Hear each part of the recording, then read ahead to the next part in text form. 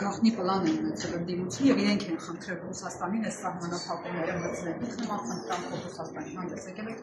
Բանակցային բազային կարողությունների բացակայությունը որոշ անգամ Հայաստանի գլխացավանքները բերում, խնդիրներ է բերում։ Ուղղակի չեն կարողանում նորմալ բանակցել։ Արդեն որի որ գործընկերոջն են փորձում, նրա համար որ չկա բանակցային բազային կարողություն։ Ընդդիմություն են խնդրել սահմանափակումները մեկի վրա պետք է գցեն։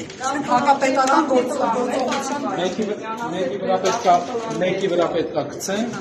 բայց այսքան ժամանակ չեղավ մի ոլորտ, որտեղ իրան կարողանան լավ բանակցել։ Իր բանակցային ոճը այսօրվա ելույթում վառ արտահայտում է կամ է եւ չկա։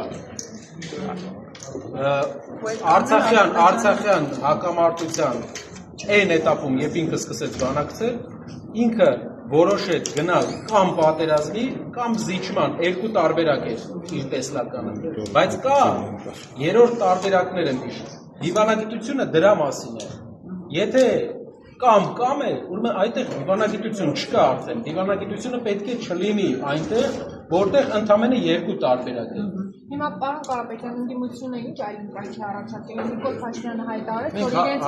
քաղաքացիները օրինակ քվեն տվեց համանadrության փոխհատուցան կաթողիկոսին հանդեսի կոչելու վերաբերյալ դուք ինչ օրակարգ եք հետապնդելու դրանից։ Հանդես կգանք հայտարարությամբ, կարծում եմ այսօր կամ վաղը մեր ժամանակը արդեն կտրվի մեզ, ու մենք հանդես կգանք խորքային հայտարարությամբ,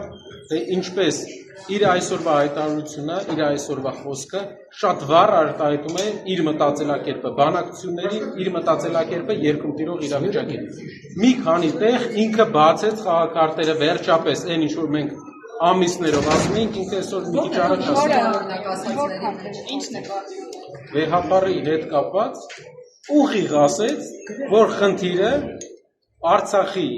հետ կապված Արցախի անունը շոշափելն է, Արցախը իշատակելն է, ոչ թե իրենց ասած բաներն են։ Շնորհակալություն վերաբերյալ պարոն Կարապետյան։ Այսինքն հակնածիսն է, որ զավ ադմադրան դեպորտական հարցեր են, զուտ գործիք է ինչ-որ բաները, որպեսզի կարողանա ազդեցություն ունենա քաղաքական մեր հոգևոր կենտրոնի վրա։